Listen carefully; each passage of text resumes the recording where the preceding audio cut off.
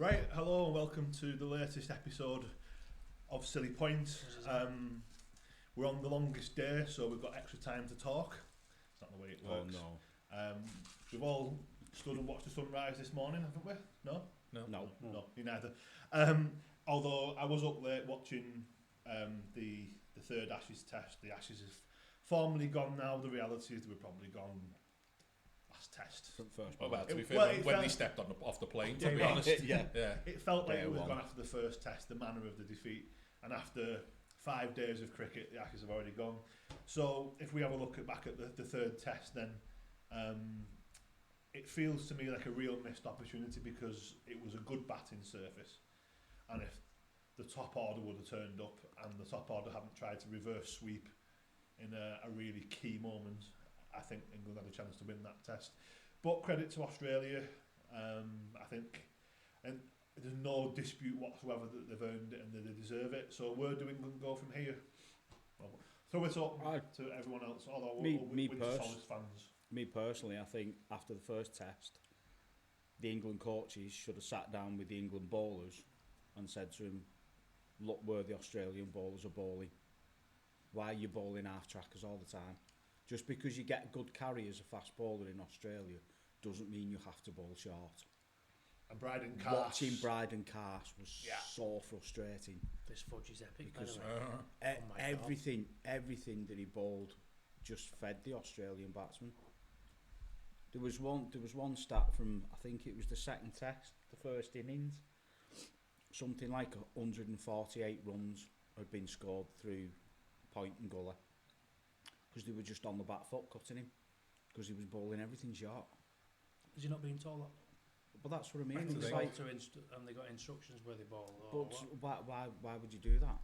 Bear in mind, just on the bowlers, they bowled very well first test, first innings. Haven't really bowled well since then. No. But is it a coincidence that the bowling coach that England have been employing for the past 18 months isn't on the Ashes tour because he's decided to go and play in the ILT20 tournament? That's it. Do you want to come? We need you for the Ashes. No, there's this big payday, so I'm going to go and actually play. It was Tim Southey, wasn't it? Yeah. And it was going to be James Anderson, but the way they carted him out when he's not ready, he's taking a step back because he wants to carry on playing. Now I know they brought skipper's job at Lancs, hasn't he? I know for the county championship he has, and he says he's happy to play however many blast games he wants them to play as well, which is good for Jimmy. But they brought in David Saker, who was the bowling coach when we won the Ashes and was all of that in 2005. Yeah. Seems like why are we going back to someone where it's 20 years ago. Cricket's moved on. It's madness, and you can't just blame the bowlers though. The batsmen just haven't turned up. But the problem I've got is, and I think Brendan McCullum finally admitted it in an interview today after they lost. Kind of admitted it, I should say. Maybe we didn't get the preparation right. Maybe we didn't have the right kind of setup. Maybe we didn't do things right, but we'll learn from that. It's taken you 3 tests in an Ashes to learn what everyone's been telling you. And it didn't work. Bazball didn't work. I think the damning stat is the Ashes series was lost in 11 days. Second 10, wasn't it? 11 days. 11 days today. 11 because they finally got to a 5th day. Yes. Second quickest Ashes defeat in days ever. And it could have been worse. And that doesn't help the bowlers. I was going to say. When we said Archer's not coming off the back of loads of cricket, is he? Carse, I think, has had problems with his feet, hasn't he? That's his problem. I think physically it looks okay. His bowling actions, it's his feet that seem to be the issue. Wood, obviously, we knew Wood wasn't going to get 2, 3, 4 tests, was he? He was never. Why attack him? I think you might get 3 out of him, 1, 3, and 5. Got to give him, it doesn't matter, but then again, it doesn't matter who they pick in. If they're not having enough, we hate the term in football terms, don't we? Rest. If they're not having enough rest. I seen Darren Goff. I don't know what he was on, but he said none of those bowlers can bowl 20 overs. No, very true. I was just going to say that. Yeah. He said that was a minimum requirement when I was playing. You had to. That's what you had to do that. And if you look at the likes of, I think if you look at him, and this could be the same for Premier League footballers as well. You look at the bowlers from back in the day who did bowl those monster spells and 2 or 3 spells within days of Test cricket. They didn't look like athletes, did they? No. I'm not saying they looked No. out of shape, but you look at Angus Fraser. I think with the exception of Devon Malcolm, but naturally the West Indian bowlers traditionally they're all those guys are muscular guys, aren't they? But our seam bowlers, Gough was carrying. You would suggest he looks better since he finished. Jimmy Anderson was always Andy Caddick. slight guy. Was a bean Broad was the same. You look at them now, and you look at Stokes. Stokes looks physically look at Glenn McGrath. strong, doesn't he? Yeah. But so why are they breaking down so often? Should they just be almost not staying out of the gym, but should their core preparation work be on the overs? Yeah. The Mark Wood thing's interesting because Mark Wood broke down in the summer, hadn't played a game until January, and rather than he was fit enough to play at least one county championship game at the end of the season, England said no. He was fit enough to play some grade cricket, club cricket, or even the warm-up game. England said no. So with Mark Wood, a man who we know has struggled with injuries in his body, got injured in the early part of the English summer, hadn't played till July, and England thought it was right to not give him any actual match practice and just throw him into the first test. Hindsight's a great thing, and they obviously were convinced that was the way to go, because I think I said it in the first podcast that we did when we talked about, I think when you asked Merlin and I what we would do in terms of such a heavy defeat, what would you do with, was it 13 days in between or something? Yeah, because we lost. What would you do? And I said we'd go and do a pub quiz, because it was a bit tongue-in-cheek that, but it was, you're not going to make those players within that squad, you're not going to make them better in 13 days, are you? The only thing you should be doing is making sure they're physically ready to go. It's not, don't we want to be working on a new run-up or a different ball or a batsman doing something different within those 13 days. Just mental, it's all about upstairs, isn't it, really? I think it's just, I haven't watched any of this test because as soon as I see Ollie's name flash up in the feed, I think to myself, what's the point? I think Chris is on something there. England have said no to a lot of things this winter. Oh, like, let's play this warm-up game with a pink ball. Nah. We'll leave that to the Lions. We'll leave that to an actual. We'll just turn up to an Ashes test, having not played a day-night test in however long. To me, the whole thing, and I know it's not because it's the Ashes. It's super serious. You know, it feels to me like the whole thing has been kind of written on the back of a cig packet at times. It's like, we'll just deal with it when we get. No, we should have been planning and prepping, and the bowling squad that we took, to me, looked like it was serious about competing in Australia, where tracks are a bit drier, bouncier, which is where we got the express bowlers. And then we've kind of just touched on this, but I want to go back to it because it is an equal batting and bowl, and I think fielding failure as well, actually, because we dropped a lot of catches this series. But my biggest problem, and where I feel a lot of sympathy for the bowlers, is the bowlers will bowl their arse off, might not always be the best, but you know, like, they're out there in 30, 40 degree heat, which we're not used to in our rat hole. So why the batsmen just do not protect the bowlers and spend time out and give them a chance to recover? Because you know, if you think about it, the Aussie bowlers have got like a day and a half to recover because the batsmen will go out and forge and construct an innings. And I get what the whole ethos of Bazball is, and I think, and I mentioned this when we were talking before, and if you look at Travis Head, he to me is what Bazball should be, the sensible implementation of Bazball. If there's a bad ball, absolutely clobber it, but he waits for the bad ball and he puts pressure on bowlers by doing that. A bowler might bowl decent over, but they've still gone for 4 or 8 because they've slightly overpitched or slightly pitched too short. Bad ball's gone, bad ball's gone.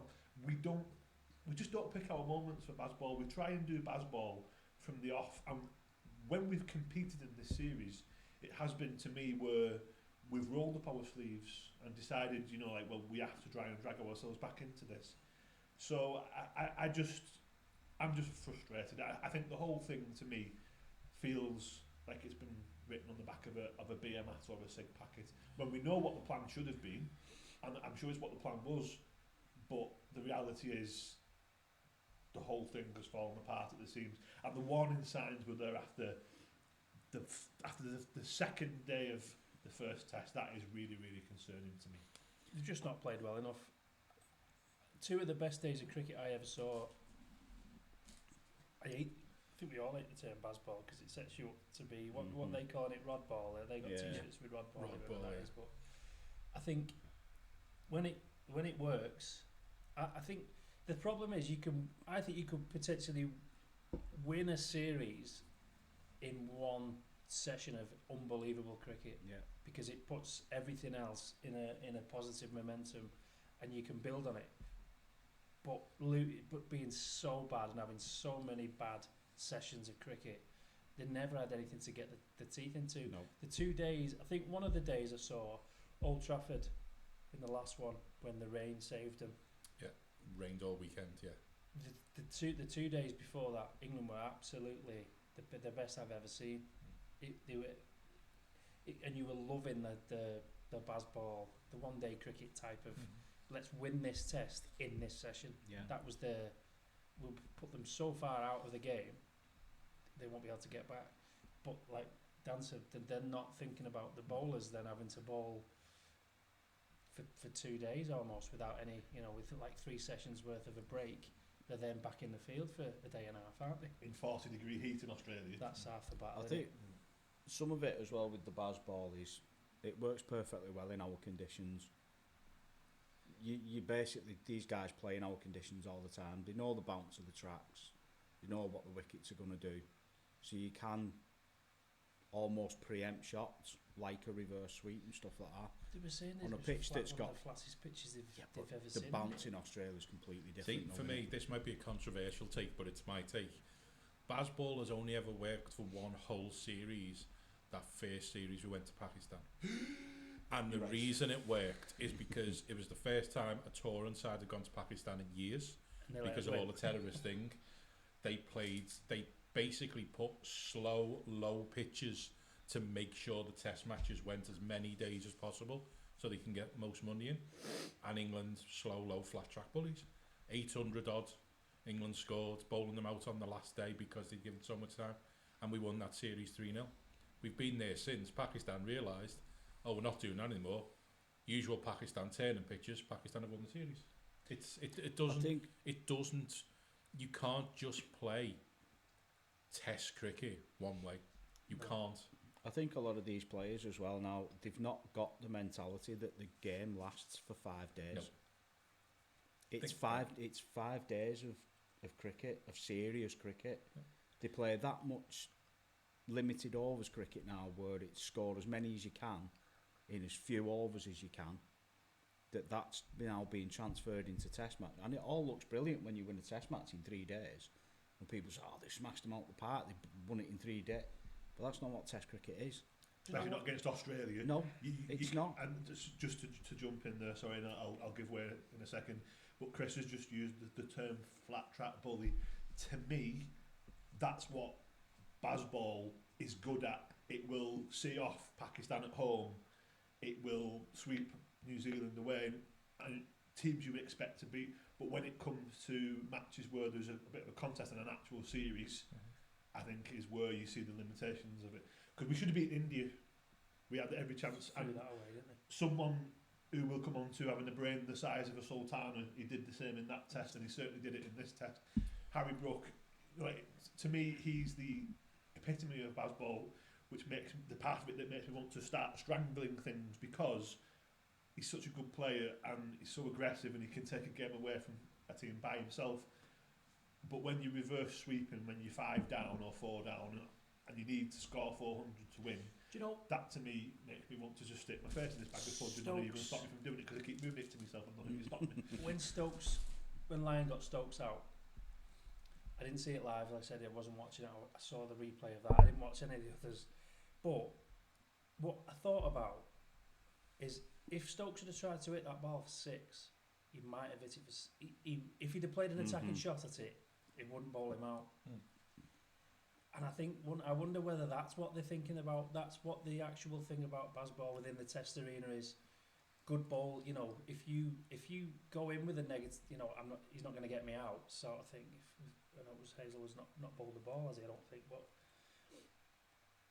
maybe they think maybe we'll have a better chance of playing attacking shots at this bowling rather than getting out defending. I've thought about it myself when I've played. The amount of times I've probably been bowled more times playing a 4 defensive than I have trying to hit the ball. And I wonder whether that was just wonder whether Stokes thought that when he walked off, because that was the game gone when Lyon got him out. And I wonder whether he thinks if he'd have tried to sweep it or, you know, reverse it or something, and he's because he done it, but I'm not saying the ball wasn't a great delivery, it was, but I think if he thinks I'm going to meet that and I'm going to hit it back over his head, it's probably 4 or 6. Yeah, I think that's where the thinking's just not there and mollycoddled throughout all of them, because you take that and then you take today, Jamie Smith today, who was playing well, hitting the ball well, but then he'd already hit 2 4s in the over, 2 crisp shots, and then he just decided he can't hold back. So then Mitchell Stark knows what to do. He's floated a couple up, he's driven them because they were bad balls in drivable areas. So what's Mitchell Stark on? Mitchell Stark can see Jamie Smith's not going to take a step back, so he bowls it a little bit short and plays the drive and just loops it to middle. Yeah, management again. It's just you've hit 2 4s already in the over. You don't need any more because you've still got a session and a half and to go through. It's the leading wicket taker in the series. Yeah. For me, again, it comes down to I think it's just a lack of intelligence, really. Lack of cricketing intelligence. Yeah, match intelligence, cricketing intelligence. From bowlers and batsmen, because as a bowler, if you're bowling in a certain area and you see that the batsman's on you and he's in his groove, you don't keep putting it there. Because he's just gonna tear to you everywhere.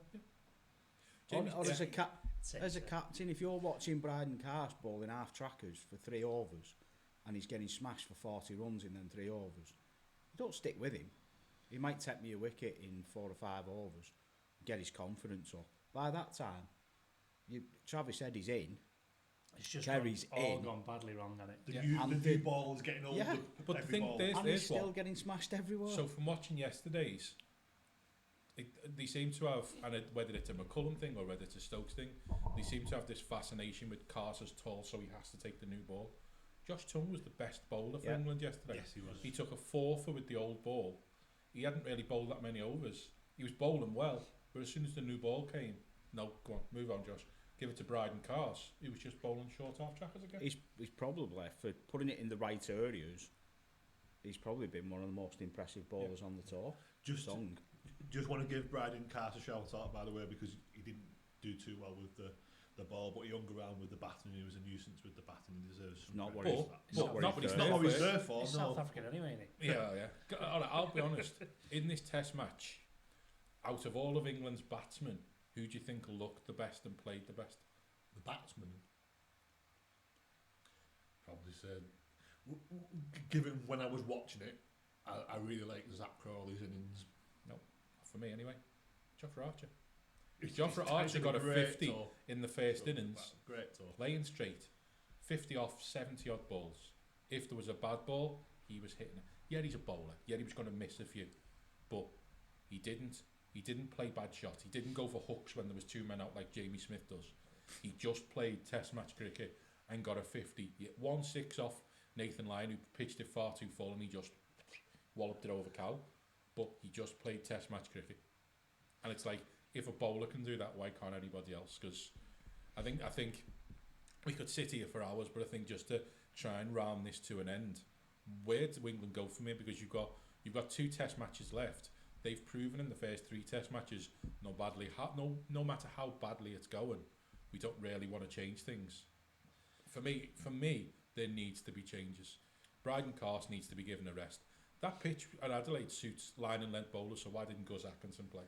That's what he does. And he'd had the best series beforehand. Yeah. He probably paid the price, but it was the wrong test for him to pay the price. Ollie Pope is not a number 3. No. No, Ollie Pope's needs not to a be number 3. Maybe a middle order batsman down, but then who'd you put at number 3? They see this thing in Jacob Bethel. Jacob Bethel's played next to no cricket in the last year because he's been injured, and then they couldn't get him in the side. They're not going to change the openers because, again, the limitation of the squad is there's no other openers there in the squad. Exactly. They haven't really got many bowlers to go to either. And do we even dare talk about spin bowling? How on the one track that always takes spin and bounce, do you not play the spin bowler you've been picking? No matter how derived it's been by the media, he's tall, he bowls like Nathan Lyon, he can get spin and bounce. And that's mad, isn't it? he played one warm-up game, got hit for 100 odd in the warm-up game, and isn't getting looked at since. But then Will Jacks has come in and got it for 230. 100 in each innings. And he's not really done enough with the bat to justify. No. You know, like, he is a good batsman, like, but I think Ollie Port needs to go back to. Ollie Port's a middle order I batsman. think he needs to go back to first class cricket. But he's a middle order batsman. He'd never batted a higher than number 4 for Surrey. So England go, yeah, you're our number 3.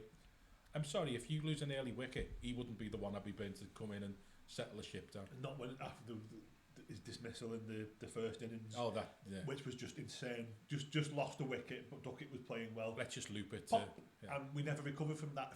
In the whole test, I don't think we recovered from that. So I think in answer to your question, Chris, and it's me who should be asking the questions, not you. I think there has to be consequences. I would like to see the lads who've not played play, because what have we got to lose? Like we're probably gonna lose 5-0. Will be my feeling at the moment. But one thing I will say is the Aussies won't take the foot off the gas because it's Australia and England. But I don't think it's impossible, and I will re-say that because that sounds like I said impossible. To me, it's not possible to keep your foot all the way to the floor, no matter how ultra-professional and ruthless you are.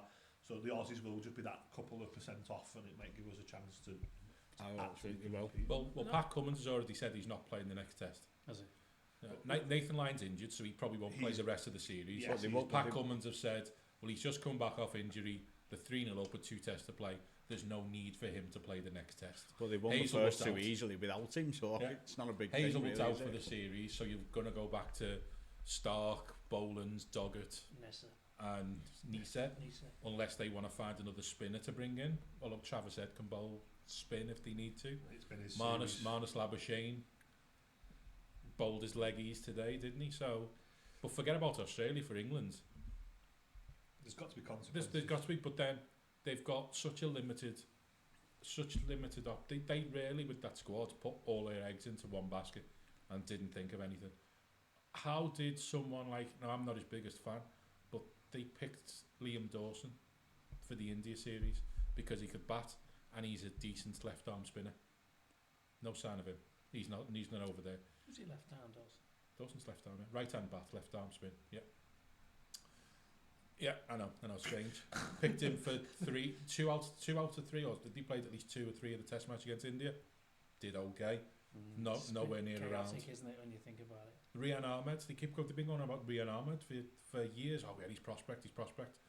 Don't pick him unless he's in the subcontinent. And they can't pick him now because he's left the Lions tour because he's gone home injured. So literally, if England want to make changes, they either have to pick from the Lions squad or just see what English players are playing in the Big Bash, which will suit Bazball down to the ground, won't it? But it feels like, as you said, as you mentioned before, Dan, it's the planning on the back of the cigarette packet. I don't even think it's that. I don't know what it is. Brendan McCullum's that. He's that laid back. It's a case of it's a case of, well, you're good enough. You should know what to do. Get out there and do it. And it's like, I think they wing it in the game. Yeah. And the consequences are now coming home to roost. So, Merry Christmas, everyone. Yes. Well, it's not such a Merry Christmas for us. Feel like saying Merry Christmas, Ollie. After that, to be honest. At least Liverpool won a couple. Yeah. Oh, well, yeah, there is. But from an Ashes and a cricket point of view, when it comes to the next time England play a Test match, which is Boxing Day. I mean, after the Ashes series, which I think's next summer here, because I don't think they've got any. Because it's the T20 World Cup in the new year, I don't think they've got any. No winter tour then. Yeah, so I don't think there's any away Test matches after the Ashes. So it's England at home next year. Looking at the 11 that started today's test, maybe 3, 4 maximum at starts. Will McCullum still be in charge? That's Will I think Root that's still the be playing? key. If he remains in charge, I don't think there will be wholesale changes. Because that's his way. Yeah. That's what he wants.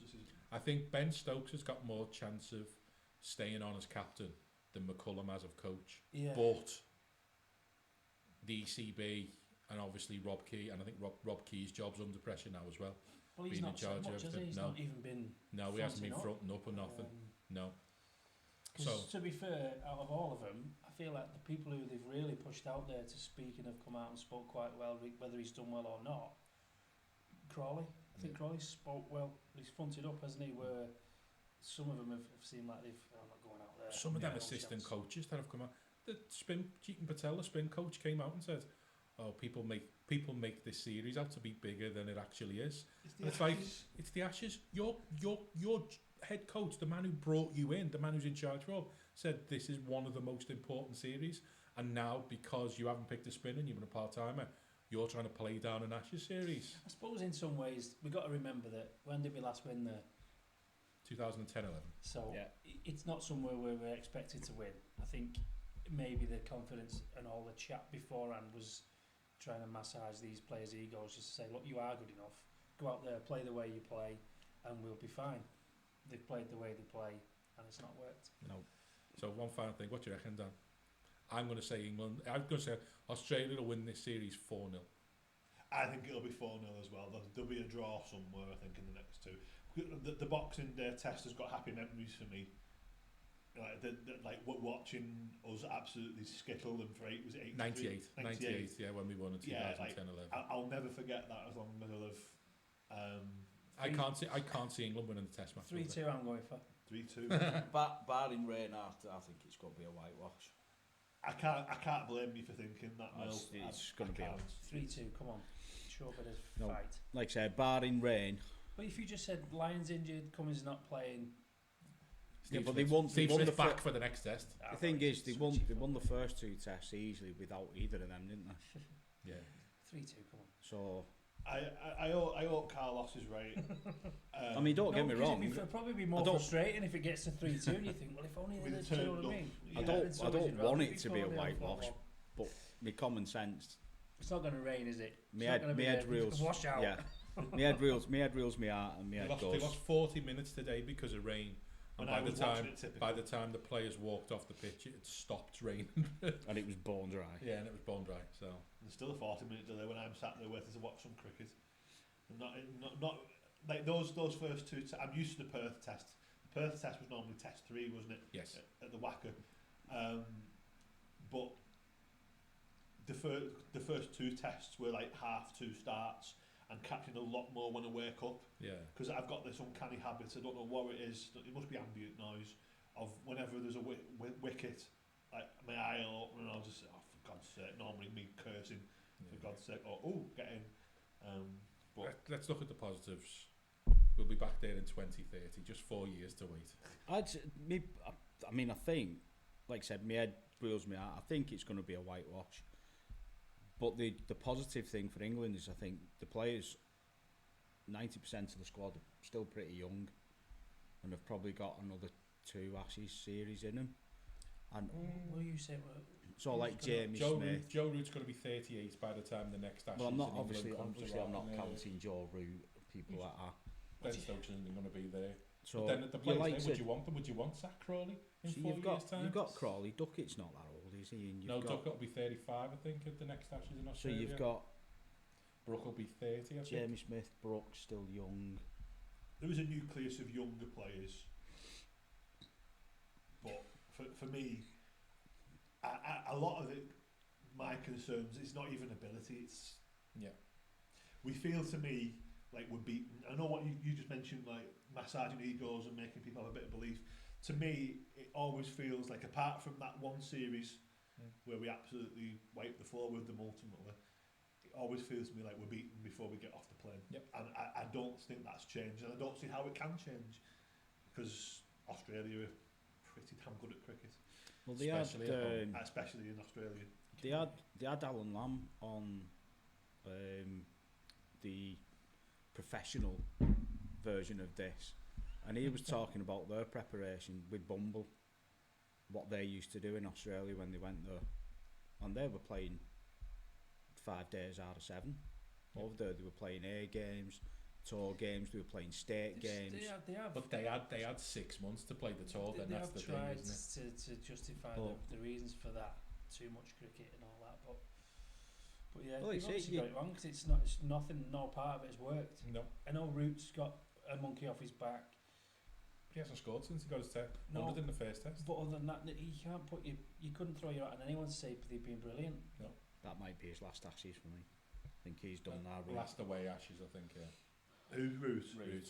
2020. Aussies are back in the UK in 2027. Aren't thing they? is, he's what's he got left for prove now? And I think, just remember, maybe at some point we'll talk about that, but the Ashes in 2027, there are no Ashes tests up north. I know. No. The furthest north they play an Ashes test is Nottingham. Is it Tendulkar he's chasing down? Yeah, for most runs. I think he needs another 2,000 or something for passing. He'll get that without He'll get that before he too finishes. many problems. You would have thought. If he stays fit, he might not. He might come out of the team and not be able to get back in. You just don't know, do you? True. Who comes in and replaces with them runs though? That's a separate. We was lucky enough when But Cook we're saying they're not letting any Cook red ball retired. cricketers in, are they? No, that's the thing. That's the other thing. They don't trust. Who's County scoring cricket. thousands of runs in county cricket that is on their radar? We don't know, do we? Because we're not even lobbed a few in there. Apart from, is it Rue? The Root James brothers. Root, The Root brothers. Apart from him, I yeah. don't think anyone in that Lions squad has been particularly prolific with red ball. Just when it comes to that red ball side, and the last thing I'll say on this, so we can wrap up, is Darren Lehman he's been doing some radio commentary over in Australia for Triple M, and I love Triple M. It's just like it's like cricket commentary, but when you've had half a skinful, because they don't care what they say. And he did an interview because he's also the coach of Northamptonshire over here, Jordan Youngs, and he says, I know how much they just don't consider county cricket, because I've done a season as Northants coach, and I haven't seen a selector, I haven't spoken to a selector. They've got James Taylor, whose job it is to keep an eye on county cricket and kind of recommend stuff. He said, I haven't spoken to him, I haven't seen him. He said, and I know a lot of times the fact that I'm at Northants and we don't produce that many players, but when we've been going to clubs that do in away games, there's been not a sniff of them. So that to me tells me they don't care about the county championship and the domestic structure.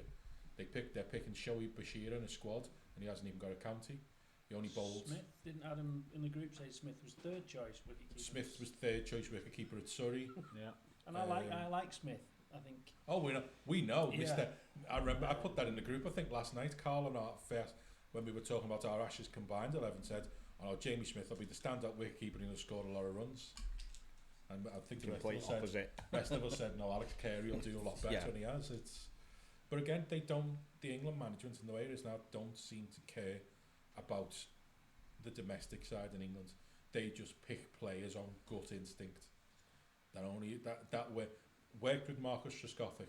He had a poor county record, but Duncan Fletcher found something in his gut and he proved it. Gut, back of a sig packet. Yes. You can do that now and again, but not with basically 3/4 of a squad. For the biggest series out there. So with that festive cheer, I think we better wrap it up there. I'm going to eat as much of this fudge as I can before I'm stopped, and we'll catch up with you again in a while.